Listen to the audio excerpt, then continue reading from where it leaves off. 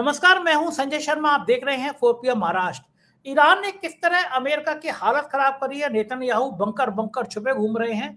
अभय द्विवेदी ने बताया है कि ईरान जैसे मुल्क से लोगों को प्रेरणा लेनी चाहिए। चलते हैं अभय द्विवेदी के पास। बहुत रोचक बातचीत है, जरूर सुनिएगा। शुक्रिया, थैंक यू। नमस्कार, मैं हूं संजय शर्मा। आप देख रहे हैं 4 PM न्यूज नेटवर्क। अभय जी, ईरान तो गजब कर रहा है। एक हमला होता है और उसके पलट के वो 10 बार हमले करता है। आज तो अमेरिका में हड़कंप मच गया। एक बड़ी सेंसिटिव जगह पे कुछ ड्रोन, संदिग्ध ड्रोन देखे गए। जो अमेरिका सोचता था कि हम तो इतनी दूर हैं, हमारे यहाँ कोई आ नहीं सकता, वहां संदिग्ध ड्रोन दिखाई दे रहे हैं। खाड़ी के देश सऊदी अरब और बाकी देश दहल गए हैं। ईरान कह रहा है कि और मदद करो और अमेरिकी बेस बनाने दो। यह युद्ध कहां जाकर रुकेगा? क्या ईरान के इन हमलों के बाद ट्रंप को समझ आ जाना चाहिए कि अब उनके बस की बात रही नहीं? ईरान दुनिया को उधर ले जा रहा है जहां अमेरिका की दादागिरी खत्म होती नजर आ रही है। आपका क्या मानना है? देखिए संजय जी, जहां तक ईरान के हमलों का सवाल है, ईरान ने शुरू से ही ये रणनीति बनाई है कि वो खाड़ी के उन देशों के ऊपर भी हमला करेगा, वहां भी मिसाइलें दागेगा जहां पे अमेरिका ने अपने फौजी अड्डे बना रखे हैं। और देखिए, जब 1979 में ईरान में जब इस्लामिक क्रांति हुई, तो जो खाड़ी का शेखडम था या शेखों की हुकूमत वाले जो राजशाहियां थी खाड़ी में, वो लोग कुछ घबरा गए, भयभीत हो गए। उनको लगा कहीं इस्लामिक क्रांति के प्रभाव में उसके असरात यहाँ भी न दिखने लगे, यहाँ के लोग भी उसी तरीके से करने लगे, रिपब्लिक बनाने के लिए संघर्ष करने लगे। तो वो इससे अमेरिका के साथ उन्होंने अपने रिश्ते बढ़ाए। फिर अमेरिका ने उनको कहा हम तुम्हें सुरक्षा का आश्वासन देते हैं, और वहां पे फौजी अड्डे खोले। ईरान ये बताना चाहता है कि अमेरिका ने फौजी सुरक्षा का आश्वासन देकर जो फौजी अड्डे खोले थे, वही फौजी अड्डे उनके लिए असुरक्षा के कारण बन गए हैं, उनके लिए खतरे के कारण बन गए। इसलिए ईरान ने उनके ऊपर हमला करना लगातार जारी रखा, ताकि वहां पर अमेरिका के ऊपर इसका दबाव बन सके। और वो दबाव काफी बना भी है। ईरान की ये सुचिंतित रणनीति है कि इस युद्ध से जो ऊर्जा संकट हो, उससे सारी दुनिया प्रभावित हो, ताकि वो ठीकरा भी अमेरिका के दरवाजे पर फूटे। अब इससे एक नया खतरा पैदा हो गया है। हो सकता है कि खाड़ी के देशों के पास जो कुछ भी थोड़ी बहुत फौज है, जो कुछ भी थोड़ी बहुत उनके पास नेवी है, उसको वो अमेरिका के हवाले कर दें कि आप हमारी नेवी का इस्तेमाल कीजिए, हमारी नौसेना का इस्तेमाल कीजिए, हमारी फौज का इस्तेमाल कीजिए, क्योंकि उनको लगने लगा है कि ईरान उनके वजूद को ही तोड़ देगा। इससे पहले खाड़ी के देशों ने, जो जीसीसी बोलते हैं, गल्फ काउंसिल है जो मतलब है, उन्होंने अमेरिका से यह कहा है कि अब आप ईरान के खिलाफ युद्ध बंद मत कीजिएगा, आप तब तक हमले कीजिए ईरान के ऊपर जब तक ईरान निपट ना जाए पूरी तरीके से। अब ये शेख लोग हैं, इन्होंने अपने देशों को एक विलासिता का अड्डा बना रखा है, कंज्यूमरिज्म का, उपभोक्तावाद का एक पूरा अड्डा बना रखा है। एक बहुत बड़े पैमाने पर वहां पर राजस्व जो है वो पैदा होता है, सारी दुनिया के लोग जाते हैं, उनके बारे में माना जाता है कि शॉपिंग के स्वर्ग हैं ये देश। अब ये सारे के सारे जिन्होंने इंतजाम किए थे, सारे इंतजाम बिखर गए। कभी भी दुबई के आसमान में कोई ड्रोन फट जाता है या अटैक कर देता है, कोई नीचे गिर जाता है, और दुबई का एकदम एयर स्पेस थोड़ी देर के लिए बंद कर देना पड़ता है। सब लोग पूरी तरीके से असुरक्षित हैं। ईरान का मानना है हम जिस असुरक्षा के शिकार हैं, उस असुरक्षा से आप बच नहीं सकते। या तो हम भी सुरक्षित होंगे, हम दोनों एक ही साथ सुरक्षित हो सकते हैं। ये नहीं हो सकता कि हमारे ऊपर हमले होते रहे इजराइल और अमेरिका के, आप सुरक्षित बैठे हुए वहां पे लोगों को शॉपिंग करवाते रहे। ये नहीं चलेगा।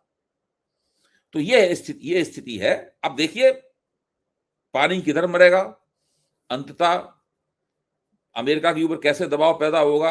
अमेरिका भी पतली गली सोच रहा है कि भाई कुछ चाहिए, डोनाल्ड ट्रंप को ऐसा कुछ चाहिए जिसके जरिए वो कह सकें देखो देखो हमने कर दिखाया, अब हम जा रहे हैं उस युद्ध से। इजराइल भी इस बात से डर रहा है। डोनाल्ड ट्रंप अचानक ये कहना है वी हैव अचीव्ड एनफ, और उसके बाद वो चल निकले वहां से। गल्फ के देश भी इस बात को लेकर डरे हुए हैं। इजराइल इस वक्त डरा हुआ है। इजराइल लगता है अगर अमेरिका युद्ध चला गया तो हमारा फिर क्या होगा। गल्फ के देशों को लगता है कि अगर अमेरिका युद्ध से निकल गया तो फिर ईरान जिस दिन चाहेगा उस दिन हमको कूट देगा। तो बुरी तरीके से वो घबराए हुए हैं, और ईरान ने दिखा दिया है कि वो युद्ध अमेरिका नहीं बंद करेगा, ईरान ही बंद करेगा अपनी तरफ से युद्ध। अच्छा अभय जी, मेरी समझ में ये नहीं आ रहा, नेतन्याहू कहाँ छुप गए हैं, कहाँ डर गए हैं, कहाँ तो बड़े शेर बनते थे। मैं आज धुरंधर मूवी देखकर आया, इतनी प्रोपेगेंडा वाली मूवी, नोटबंदी का इतिहास बता रहे थे कि नोटबंदी से कितनी क्रांति हुई है, पिक्चर बता रहे हो। दूसरा उसमें मैं इसलिए पिक्चर का जिक्र कर रहा हूँ, एक डायलॉग था कि डोभाल साहब की भूमिका जो कर रहे हैं महात्मा, कह रहे हैं कि आपको क्या लगता है इजराइल हमसे कोई बात छुपा लेगा, ये संदेश देने की कोशिश करी। तो इजराइल अगर हमारा इतना ही बड़ा देश दोस्त था, तो जब पाकिस्तान के संग हमारी झड़प हो रही थी, ऑपरेशन सिंदूर हो रहे थे, तो क्या खुलकर हमारे साथ आया था, ऐलान किया था कि हम भारत के साथ खड़े हैं? हम क्यों देखिए, इजराइल इजराइल के के चमचे जितने बन? समर्थक हैं हिंदुत्ववादियों में, वो बार बार कहते हैं कि इजराइल ने हमें कुछ खास तरह की टेक्नोलॉजियां दी हैं चुनाव जीतने की, नहीं नहीं, चुनाव जीतने की नहीं, कुछ पैगासस फौजी पैगासस टेक्नोलॉजी। हाँ हाँ, कुछ फौजी, वो तो दिया ही था, कुछ फौजी टेक्नोलॉजी इजराइल ने दी है। हाँ, वास्तव में उसने दी है इजराइल ने, ये सही बात है। लेकिन क्या फौजी टेक्नोलॉजी इस शर्त के बदले में दी थी कि वो इजराइल को हम अपना फादरलैंड घोषित कर दें? कितना शर्म था, हिंदुत्ववादी आज कितनी भी शर्म। टीवी के मंचों पर देखिए किस तरह की मूर्खता करते हुए। देखिए, नरेंद्र मोदी और हिंदुत्ववादियों ने कुछ किया उन्हें किया हो, उन्होंने मूर्खों का एक साम्राज्य भी स्थापित कर दिया है। ये बात तो सही है, हाँ, कुछ भी बोलते हैं लोग, कुछ भी बोलते कुछ हैं। भी बोलते हैं, और टीवी पे इनको सवाल सवाल नहीं किए जाते इनके सामने। एंकर को डांट के चुप करा देना चाहिए कि क्या बकवास कर रहे हो, चुप रहो। एंकर को चाहिए इनको डांट के चुप करा देना चाहिए। इस तरह की मूर्खतापूर्ण बातें घर रख के आओ, इजराइल तुम्हारा फादरलैंड है। शर्म नहीं आती इस तरह की बात कहते हुए? इसका क्या मतलब हुआ? अगर आप इस वाले इजराइल को छोड़ भी दें, है? जब इजराइल जिसका ओल्ड टेस्टामेंट में जिक्र है, इजराइलियट्स का मतलब जो ईश्वर के भेजे हुए लोग थे, पृथ्वी पर शासन करने के लिए आए थे, उन इजराइलियट्स का जिक्र है उसके अंदर, ओल्ड टेस्टामेंट में, जो पुरानी वाली बाइबल है, हिब्रू बाइबल है, उसमें जिक्र है उनका। अगर आप वहां से भी इजराइल को देख लें, तो क्या भारत का इतिहास इतना ही पुराना है?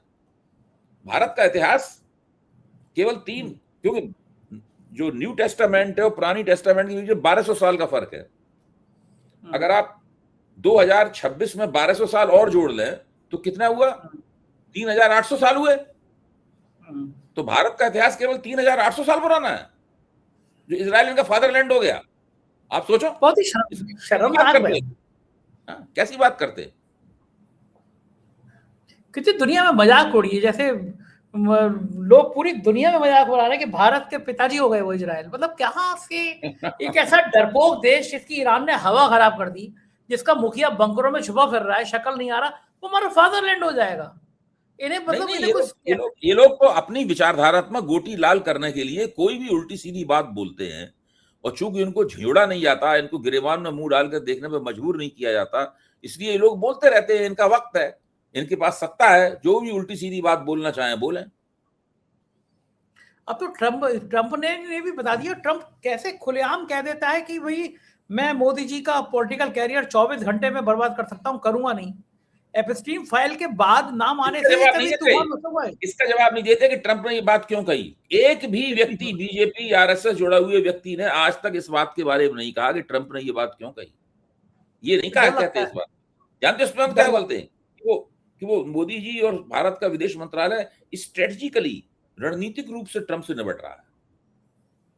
ये तो चुप्पी है लगातार, जो मोदी जी की सीरियल इंसल्ट हुई है, मतलब धारावाहिक अपमान मोदी जी का हुआ है, और अपमान अपने शीर्ष पे तब पहुंचा ट्रंप ने कहा उनका 24 घंटे के अंदर कैरियर बर्बाद कर सकते हैं। तब इसके बारे में कहते हैं कि रणनीतिक चुप्पी है, ये इसकी तारीफ करनी चाहिए मोदी जी की, क्या धैर्य दिखा रहे हैं। ये हालत है, अपनी कमजोरी को इस तरह से लपेट लपाट के ये लोगों के सामने पेश कर रहे हैं। पूरे देश से तस्वीरें सामने आ रही हैं, सिलेंडर की मारामारी हो रही है, ढाबे बंद हो रहे हैं, होटल बंद हो रहे हैं। सरकार के पास कोई इमरजेंसी प्लान ही नहीं, दावे बड़े बड़े। अब सरकार एलपीजी की जगह वो पत्रकारों से निपट रही है। ये इन तमाम सवालों से इसलिए बच जाते हैं कि जो मेन स्ट्रीम मीडिया है वो इनकी जेब में पड़ा हुआ है। अगर आज मेन स्ट्रीम मीडिया इनकी जेब में नहीं पड़ा होता और अखबारों के अंदर और ये टीवी चैनलों के ऊपर इनकी धज्जियां उड़ाई जा रही होती, तो अभी तक ये कोने में छुपे हुए होते, कहीं चुपचाप, आवाज नहीं निकल रही होती मुंह से इनके, चूंकि आवाज नहीं कर पाते। इतना मीडिया पे कब्जा कर रखा है, तब भी चूंकि आवाज नहीं कर पा रहे, इससे आप अंदाज लगाओ। तब हाँ, तब कोई डर नहीं रहा ना। एक्चुअल में तानाशाह को सबसे बड़ा डर ये होता है कि लोगों से डरना बंद ना कर दें। इनको लग रहा है कि सोशल मीडिया पे कोई डर नहीं रहा, हम डर नहीं रहे हैं, ये बार-बार कार्रवाई कर रहे हैं, तो इनको ये डर, ये खौफ तो लगता ही लगता है।